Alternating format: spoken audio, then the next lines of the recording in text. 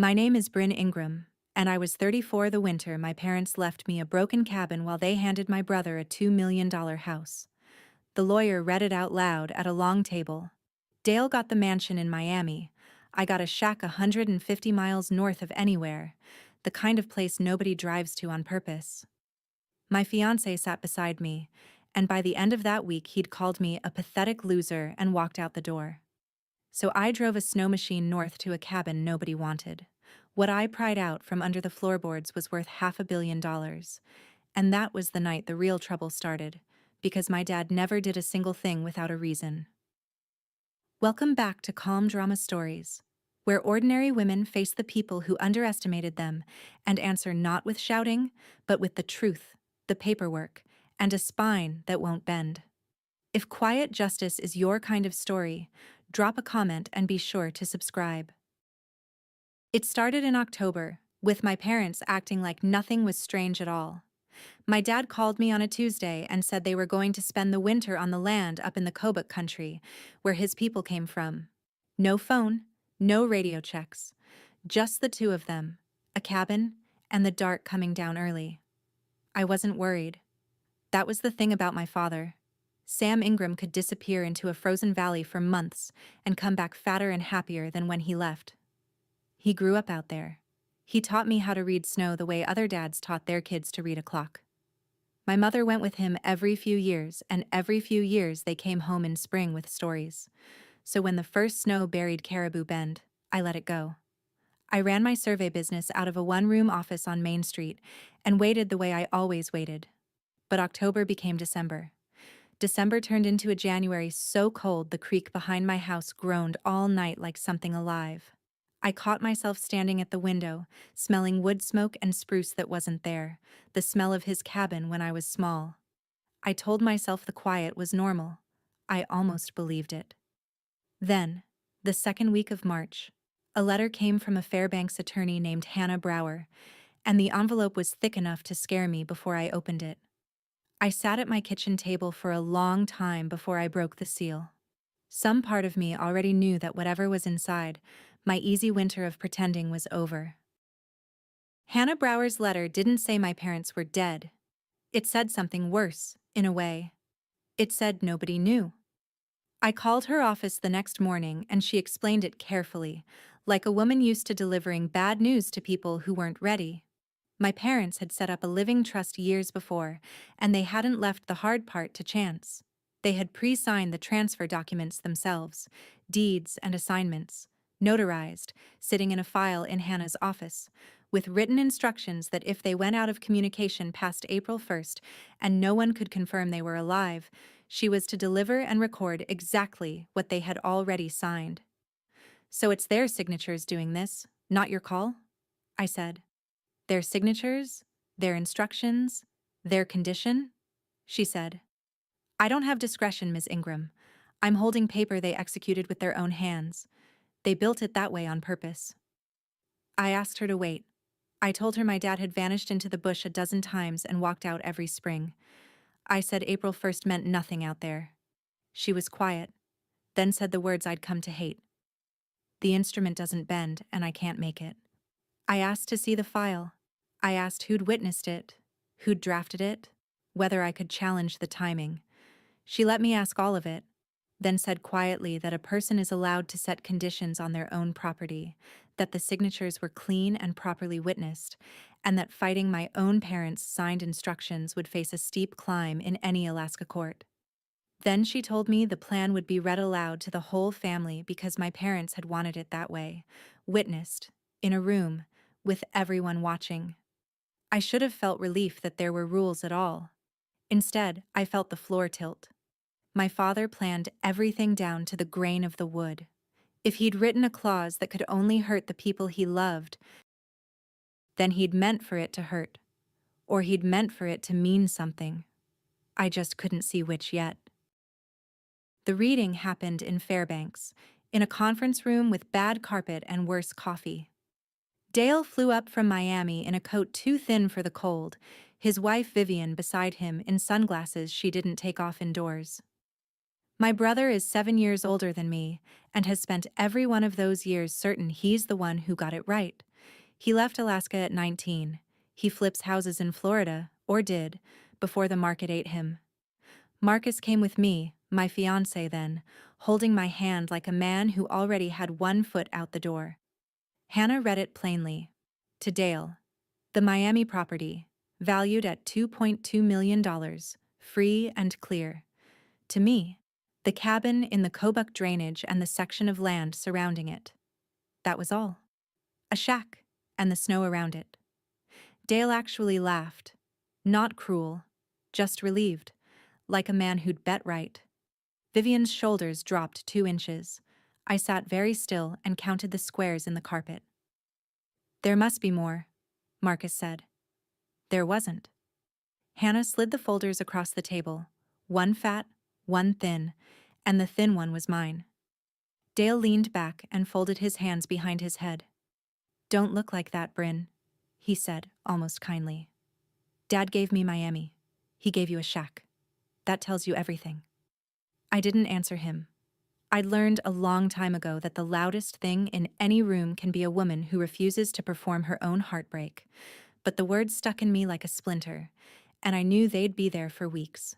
Because here's the part Dale never considered. Sitting there grinning at his fortune, my father had spent 50 years teaching me that the things people throw away are usually the things they were too small to understand. Marcus didn't say much on the drive back to his place in Fairbanks. He waited until we were inside, until the door was shut and the heat was ticking in the vents. Then it came out of him like he'd been holding it for years. He had a development deal stalled out. A strip of lots near the river. Permits dead in the water. A bank breathing down his neck. He'd been counting on what I'd inherit to float it. I stood in his kitchen and watched a man I'd loved for 2 years rearrange his whole face in front of me. I don't get it, he kept saying. How do they leave you nothing? I told him a cabin wasn't nothing. He laughed, and it wasn't the good kind. It's a frozen box of rot, Bryn. It's worthless, like. And he stopped. But I watched him decide to say it anyway. You're a pathetic loser, Bryn. A frozen shack is exactly what you deserve. I didn't cry. I want you to hear that, because everyone expects the woman to cry. I took the ring off my finger, set it on his counter, and let the small click of it be the only thing I said. He told me I'd regret this. He told me I'd come crawling back. I put on my coat. In my pocket, my fingers found my father's brass compass, the one he'd given me when I made my first survey on my own, and the cold weight of it steadied my hand. I drove the 4 hours home to Caribou Bend through black ice and didn't turn the radio on once. By the time I reached my own door, I'd stopped feeling the insult. I'd started planning. I was going to go see that worthless shack with my own 2 eyes. People think the worst moment is when someone you love calls you worthless. It isn't. The worst moment is wondering if they might be right, and choosing to go find out for yourself anyway. I packed a week of supplies and pointed the snow machine north. If you've ever had to go look the truth in the eye alone, you already know this exact feeling. Stay with me. This is where it turns. You don't just drive to my father's cabin. You fly a bush plane to a gravel strip that isn't on most maps, and then you ride 40 miles of frozen country on a snow machine, and then you hope. I chartered a pilot named Cale out of Bettles who'd flown my dad for 30 years. He didn't ask why I was going. Bush pilots learn early that grief and stubbornness look the same from the cockpit. He set me down on the strip, helped me unload the sled, and told me weather was coming in 2 days. You'll want to be off this ground before it does, he said.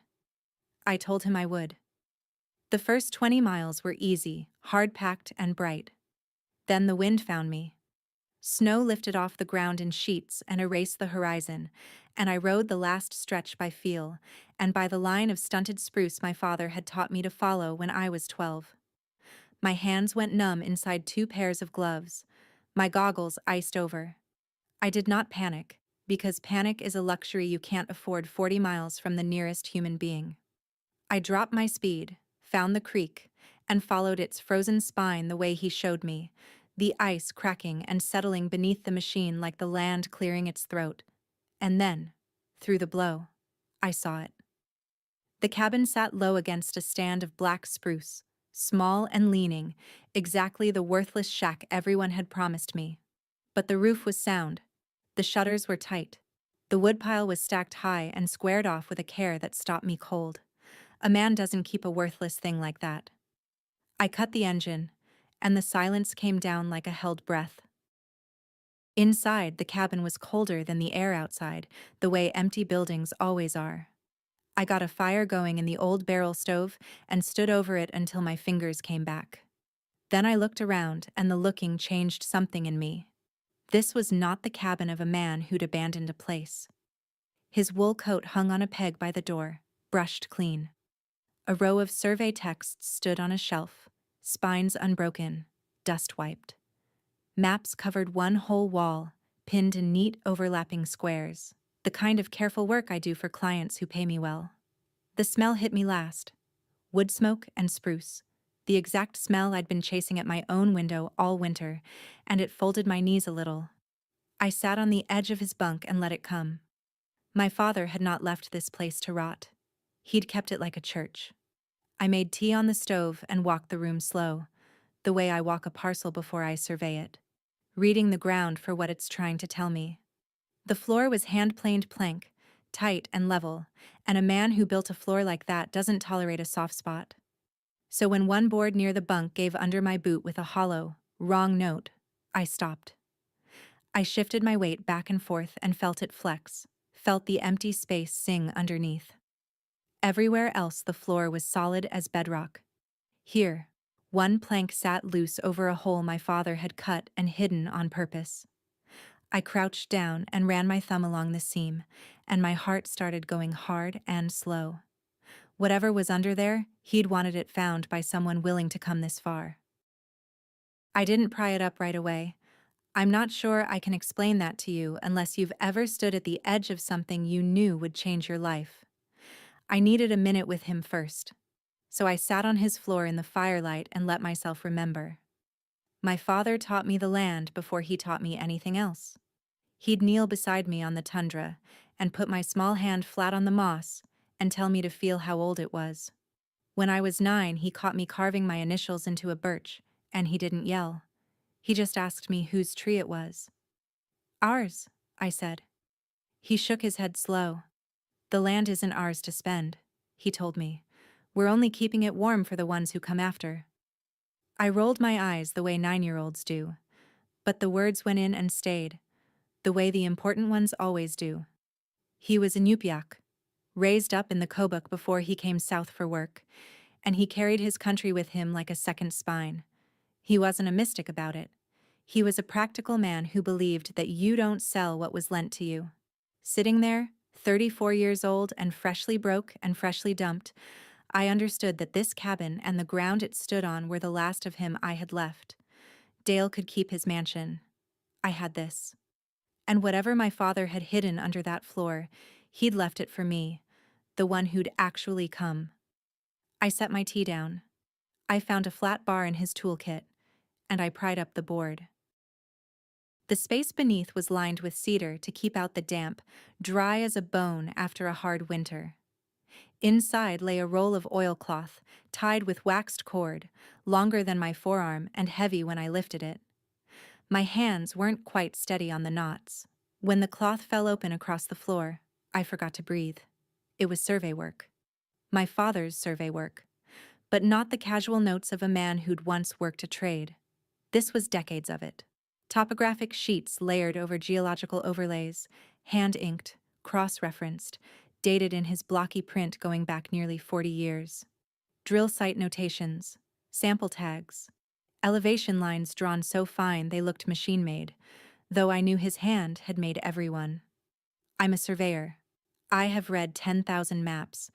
I had never seen a private citizen produce anything like this. He had mapped the entire section around the cabin and a good deal beyond it, and he'd done it in secret, season after season, while everyone thought he was just an old man who liked the bush. Tucked into the center of the roll was a sealed envelope, the paper gone soft with age and cold. Across the front, in his hand, for the one who comes to look. Not for Dale, not for Mom. for whoever cared enough to make the trip. My eyes kept catching on a name stamped in the corner of one overlay, a geological assay firm out of Anchorage, and a string of coordinates that repeated across a dozen sheets, circled, underlined, returned to again and again, like a question he couldn't stop asking. I didn't open the envelope yet. I wasn't ready. But I knew I was looking at the work of a man who'd found something. I spread the maps across the floor and worked them the way I'd work a job, and what I found pulled the warmth right out of the room. My father hadn't just mapped the land, he'd sampled it. Those drill site notations weren't decoration. They were a methodical grid of core samples, each one logged with depth and date, and a shorthand I'd seen him use my whole life. And against a half-dozen of them he'd marked symbols I knew from my own training, the marks a surveyor makes when the ground gives back more than dirt. Mineralization. Heavy concentration. He'd circled a formation that ran beneath the creek and out under the spruce flats, and beside it, he'd written a single word, pressed so hard the pen had nearly torn the paper. Confirm. Below that, a later date, and one more word. Confirmed. I sat back on my heels. The smart, careful, secretive work of 40 years was telling me one thing in a voice I couldn't pretend not to hear. There was something valuable under my father's worthless shack. Something he'd known about and told no one. Not Dale, who'd have sold his own grandmother for a down payment. Not Marcus, who'd sniff out money like a dog. Not even my mother, as far as I could tell. He'd carried this alone, into the dark, every winter. And then he'd built a clause into a trust that pushed it into the hands of whichever child would come north to look. I picked up the sealed envelope. The wax was cracked with age. For the one who comes to look, it said, and my own name wasn't on it, and somehow that made it heavier. I slid my thumb under the flap and broke it open. I didn't get to read it. The satellite phone in my pack started buzzing across the floor, loud as a chainsaw in that silence, and I nearly came out of my skin. Only a handful of people had that number. I answered, and it was Dale, and his voice was wrong from the first word. Too warm, too interested. A salesman's voice. Hey sis, just checking you got home okay from Fairbanks. Dale had never once checked whether I got home okay. I'm fine, I said. There was a pause with weight in it. You're not still up at that cabin, are you? He asked, casual as a man stepping on a trap. I told him I was running errands. I don't know why I lied except that 40 years of my father's secrecy had crawled into my blood the second I opened that roll of cloth. Vivian thinks you went up there looking for something, Dale said, and laughed like it was a joke. I told her, what's to look for in a shack? I kept my voice flat and bored. I said there was nothing up there but mice and old maps, and that was true enough to pass. He let it go too quickly. When he hung up, I sat there with the dead phone in my hand and felt the cold settle deeper than the weather. Because my brother in Miami, who hadn't called me on my birthday in 9 years, had just called me twice in 1 week. Somebody, somewhere, had heard something. I looked down at the open envelope in my other hand. My father's letter half slid out of it, and I understood that whatever was about to come for me, I'd better read his words before it arrived. In the morning, I heard dogs. I stepped out into a hard blue cold and watched a team come up the creek, and behind it stood a man I hadn't seen since I was a teenager. Joe Anixwak had run traplines with my father for 50 years. He was older than the spruce, it seemed, and he climbed off the sled and looked at me a long moment before he spoke. You came, he said, like it answered a question he'd been carrying. He'd seen the smoke from my stove and come to check. Inside, over coffee, he warmed his hands and looked at the map still spread across the floor and didn't act surprised. Sam talked about this ground his whole life, Joe said. Used to tell me it wasn't for selling. Said some things you keep, you don't spend. It was the same thing my father told me on the tundra when I was 9, almost word for word, and hearing it in another man's mouth made my throat tight. Joe didn't make it mystical. He talked about it like a fact. The way you'd talk about which way a river runs. He told me the people up here had stewarded this country for 10,000 years, that respect for the land wasn't a poem to them. It was the work. Then he looked at me sideways over his cup. Your dad tested everybody, he said. Even me. 40 years ago, he offered to cut me in on something and watched what I'd do. I asked what he'd done. Joe smiled with about half his teeth. Told him to keep his secret and pour me more coffee. He set the cup down.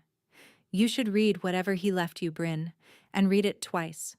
That man never said a thing one time. After Joe left, I finally read my father's letter, and I read it twice like he'd want.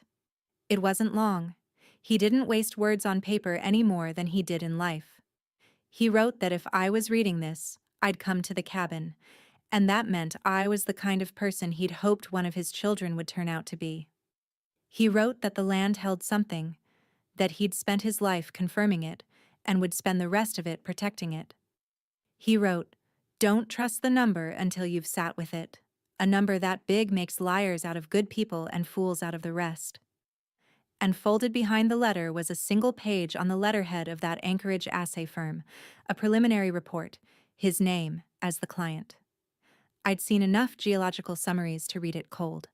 Grades, tonnage estimates, a formation classification I recognized.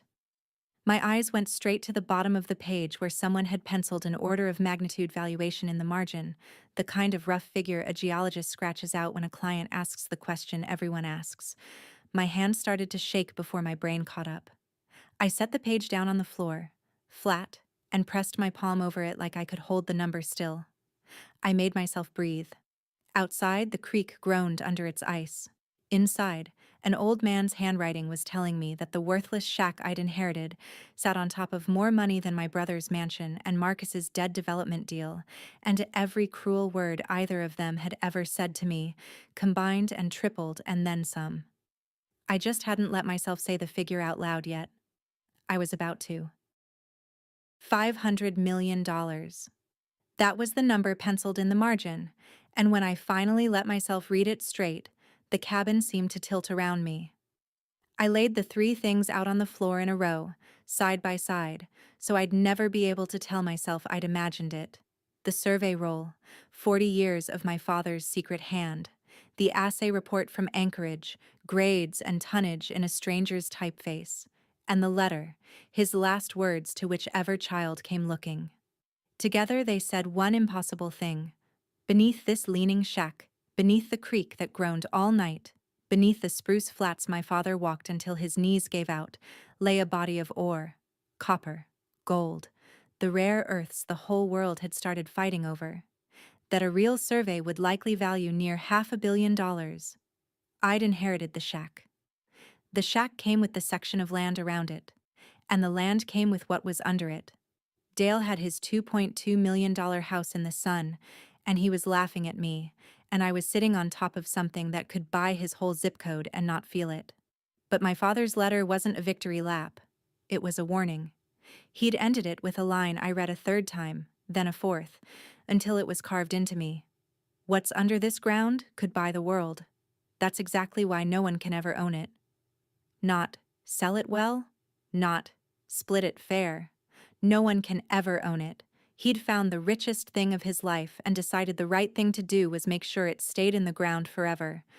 And he'd left the choice to me, the daughter who came north in a blizzard to a place everyone else threw away.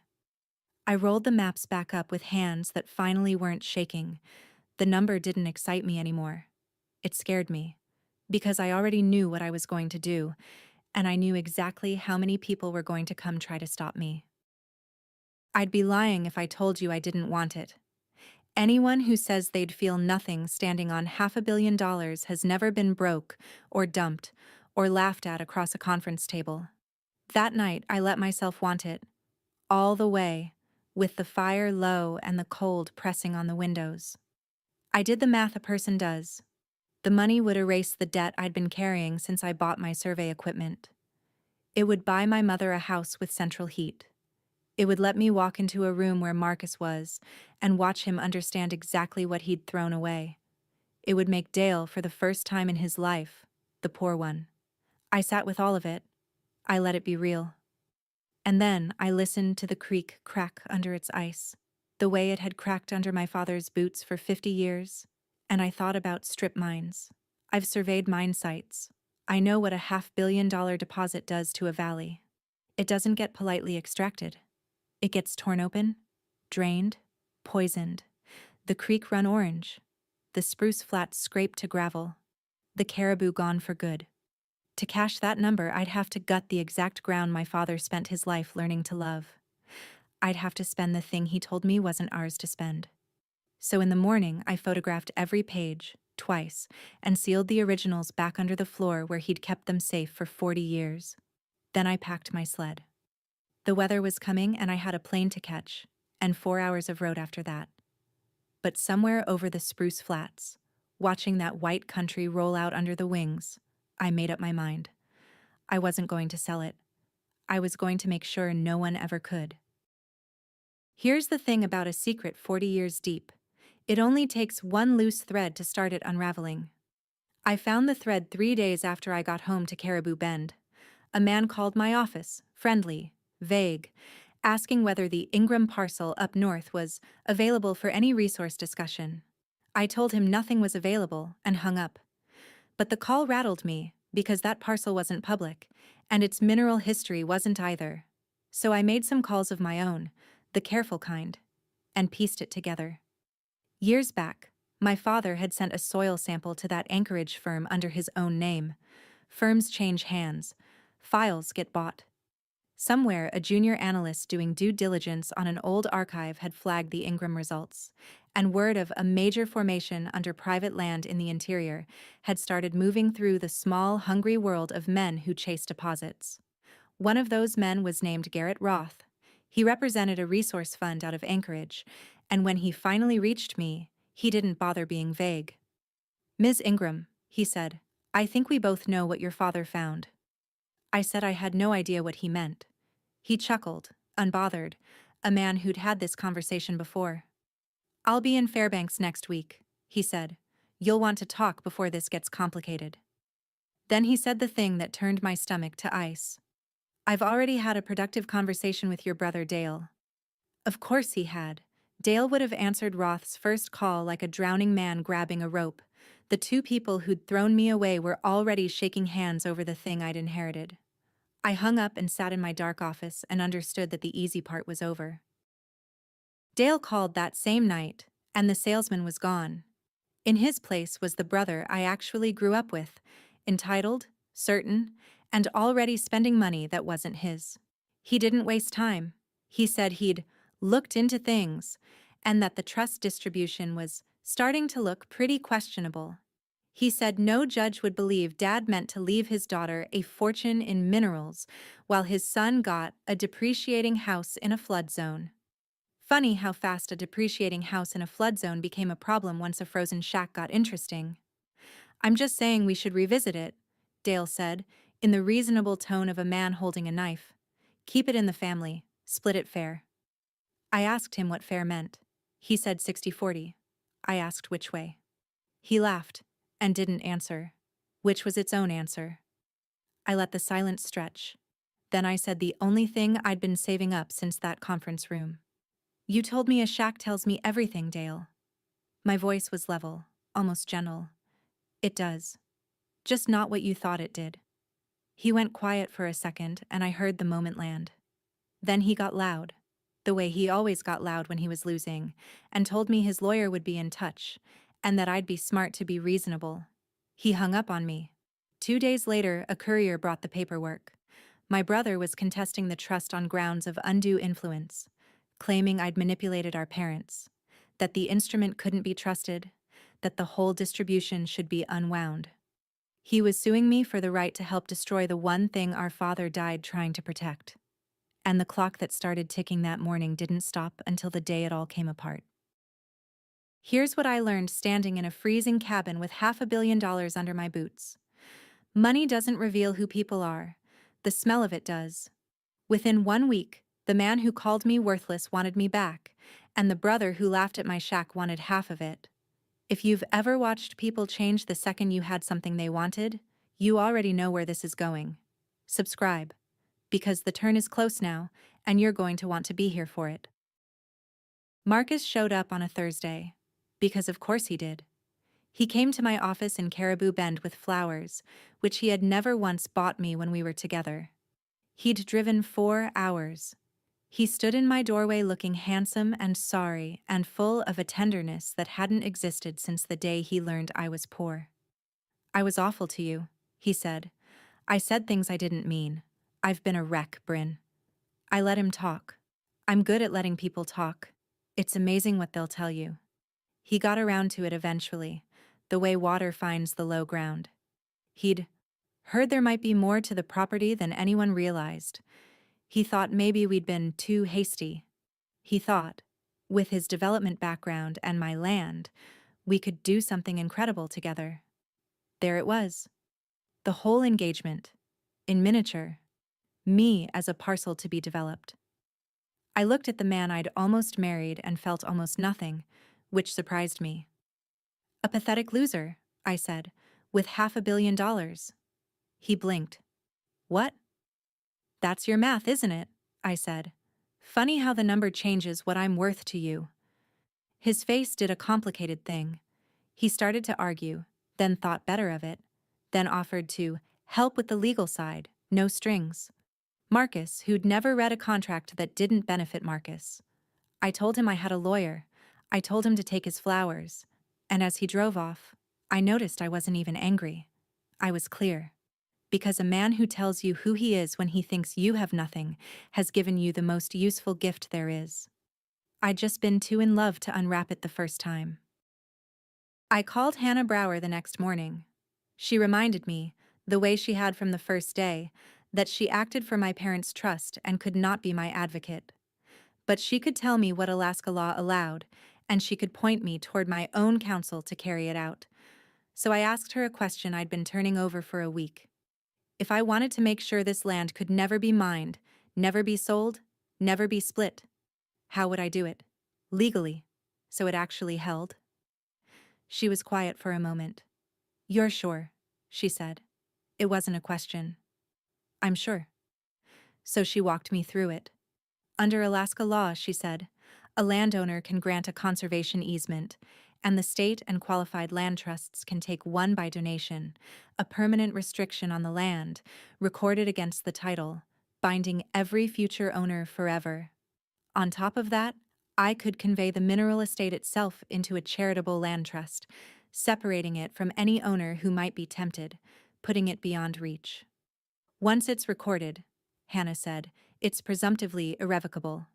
The key is that as of the day those deeds were recorded, you are the record owner of that parcel, with every right to encumber it. The easement and the mineral conveyance run with the land. They bind the ground itself, not just you, so they survive any change in who holds title later.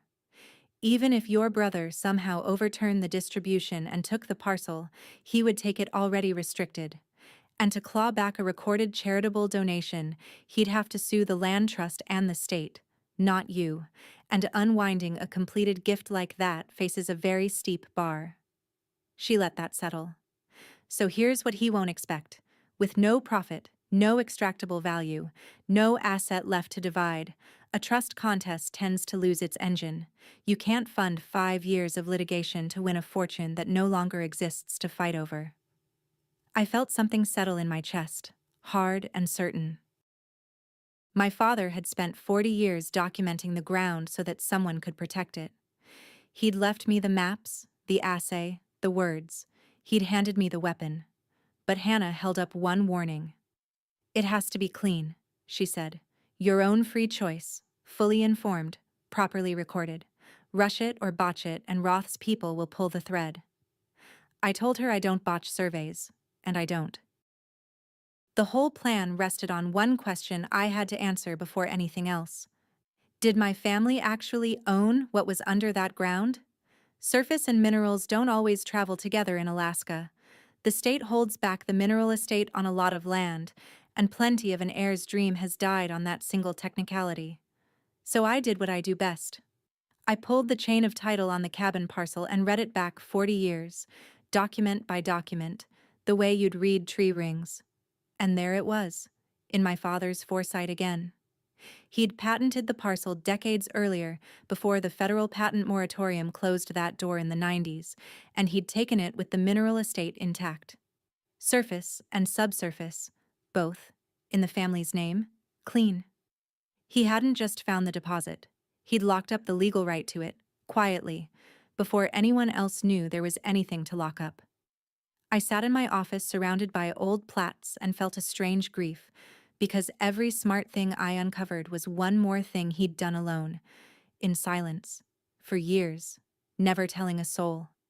The records were scattered across 3 different recording districts and a state archive, and half of them were a mess.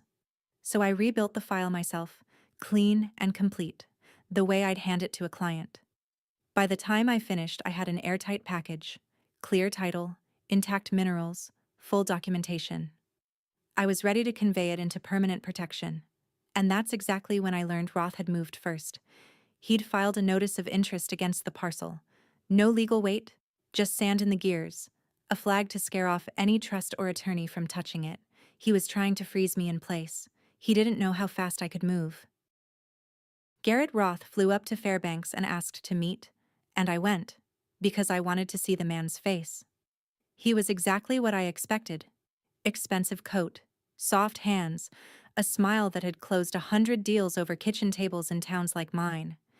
He bought me coffee I didn't drink and slid a single sheet of paper across the table. The number on it was the kind of number that ends arguments, an outright purchase of the mineral rights, life-changing money, more than I'd make in 10 lifetimes of surveying. "Your father was a romantic," Roth said gently, like he was doing me a kindness. "You don't have to be. Take the money, Ms. Ingram. Buy your mother that house." It unsettled me how much he knew. Then the velvet came off. "Or don't," he said, still smiling, "and spend the next 5 years in litigation with my fund and your brother both, watching this eat your business and your savings, until you settle anyway for a fraction.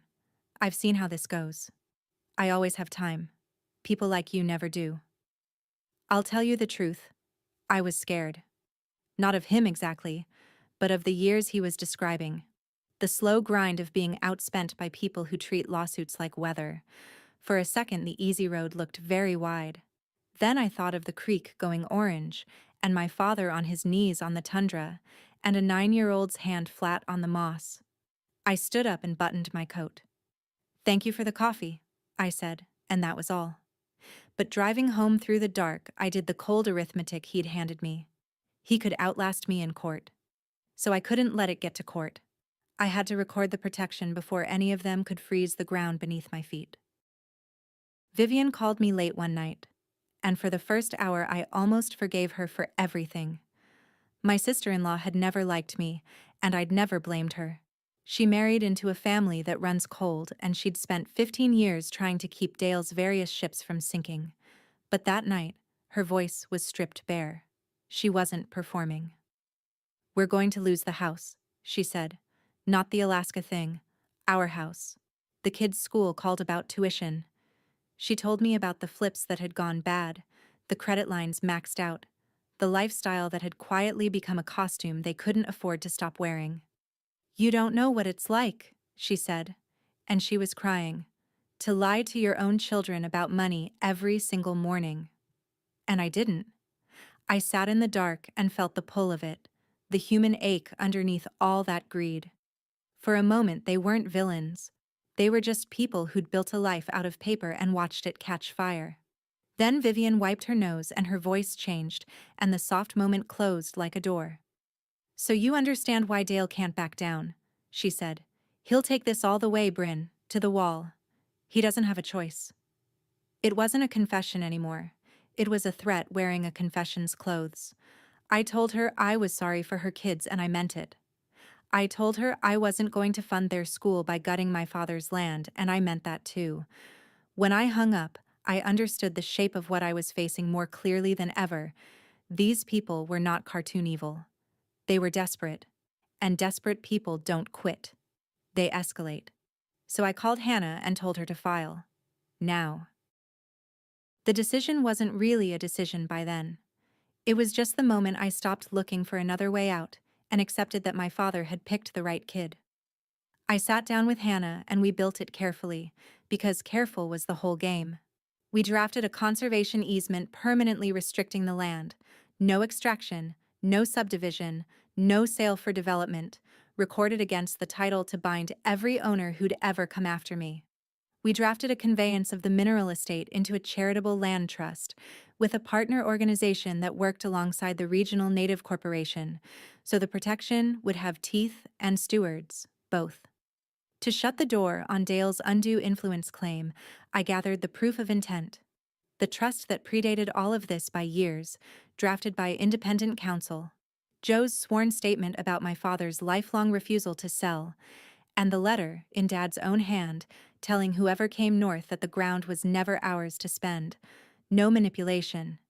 Just a daughter executing a dead man's documented wish. The night before we filed, I sat alone in my office with my father's brass compass in my palm, turning it over and over, watching the needle swing north no matter how I held it. I thought about him out there in the Kobuk dark. Missing. Maybe gone. And I felt the old grief and a new, fierce love braided together.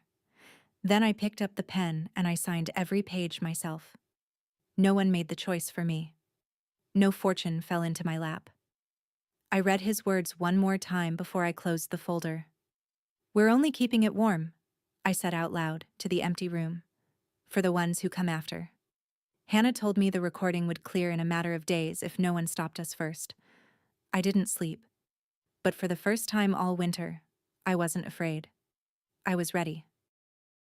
Dale's lawyer demanded a settlement meeting, and the timing told me everything.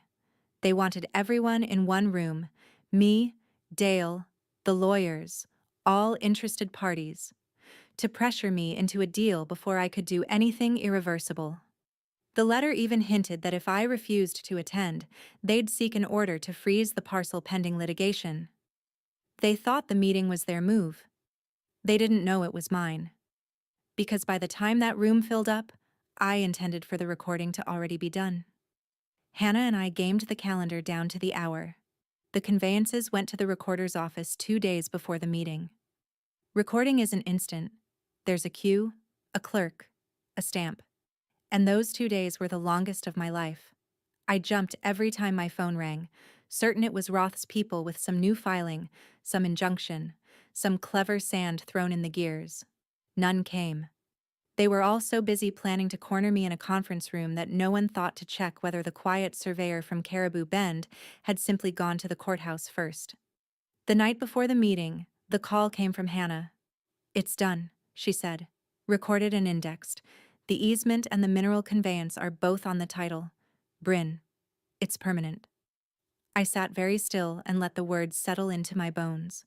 The land my father loved was protected forever. And there was nothing. No lawsuit, no fund, no brother, no offer that could touch it now.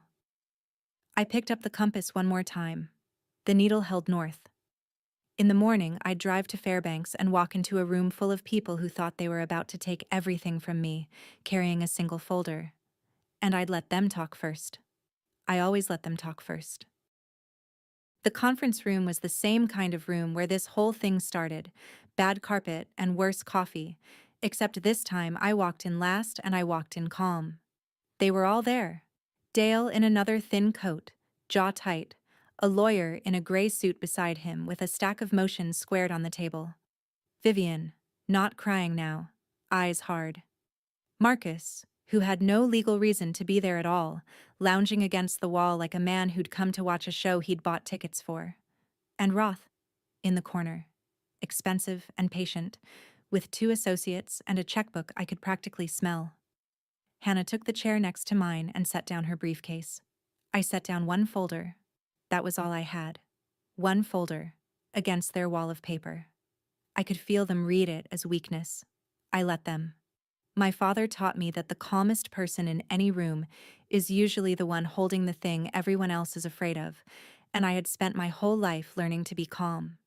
Dale's lawyer cleared his throat and began, smooth and rehearsed, laying out their theory of the case.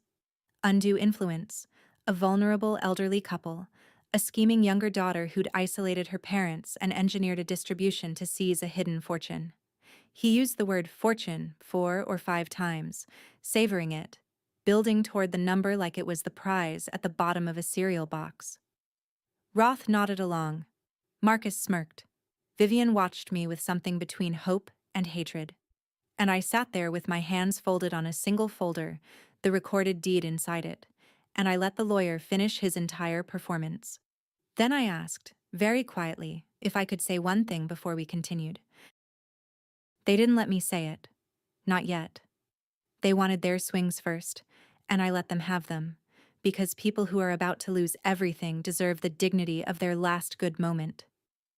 Dale leaned forward. "You think you're so much better than us," he said, the old wound right there in his voice, the 7-year-old still mad about something nobody remembered. "Dad always loved the land more than he loved his own kids, and you're just like him. Cold." His lawyer touched his arm to quiet him, but Dale shook it off. Marcus took his turn from the wall. "I could testify, you know," he said, lazy and cruel.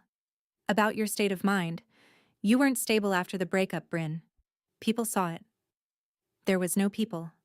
There was no breakup that he didn't cause. But he said it smooth.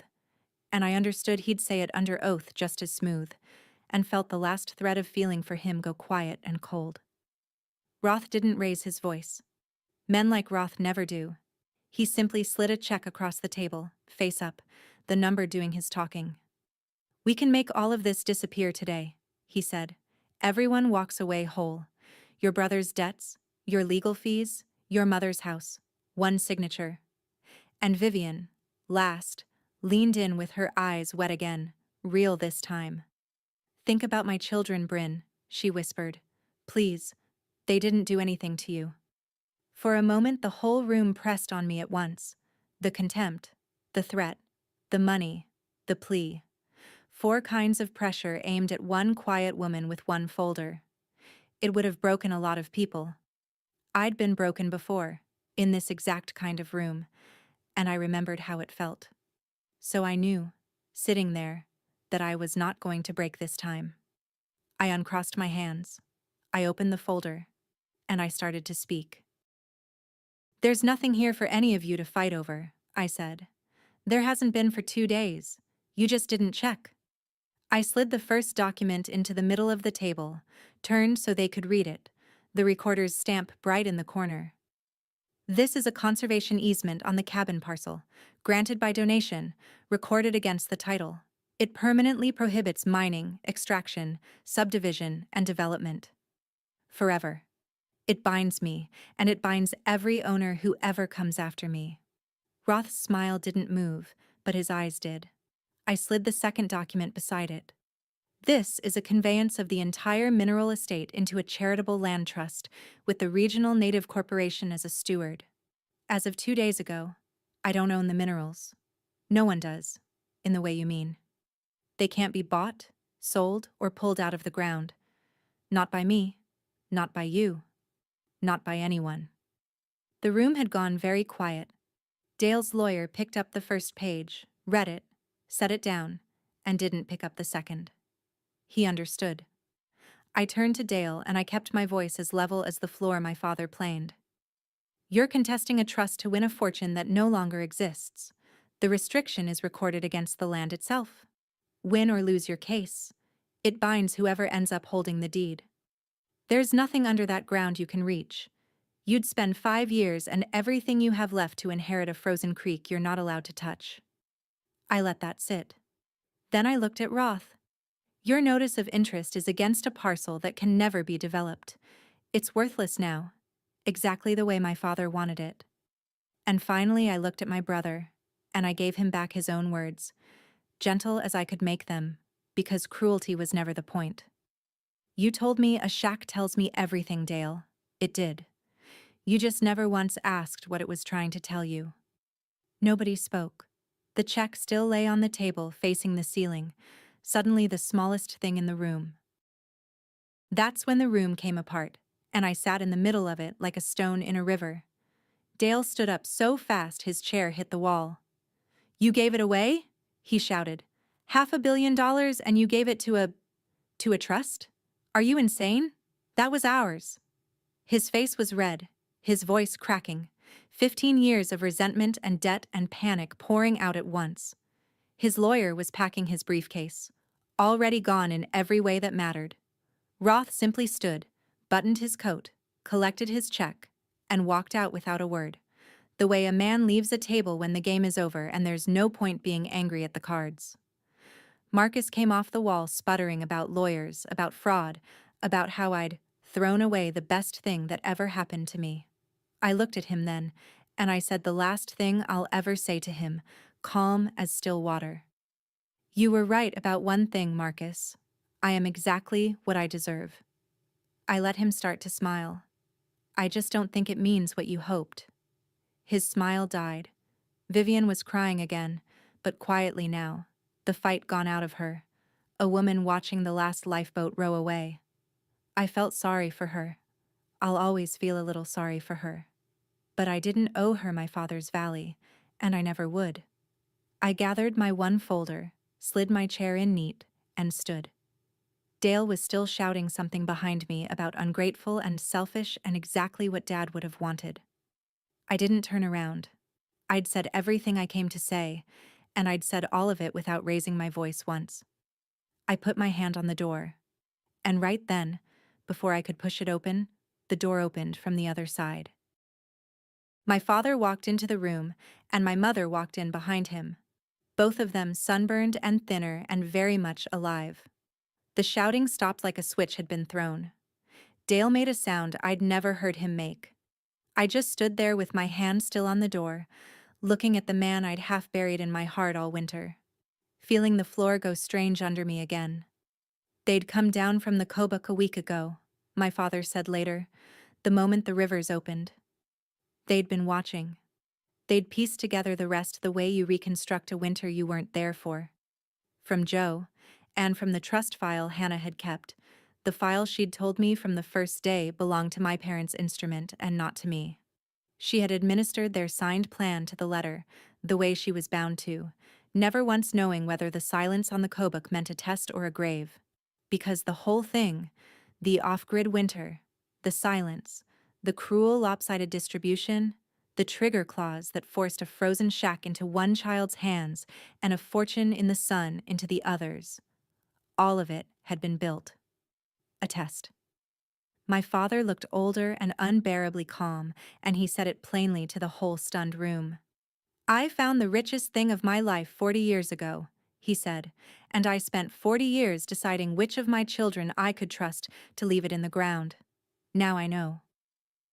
Then Hannah spoke for the first time and told the room the thing my father had folded into the same instrument that none of us had seen, a backstop, a standing direction, that the moment anyone moved to sell or mine that parcel, the mineral estate would divert into the land trust on its own, beyond reach.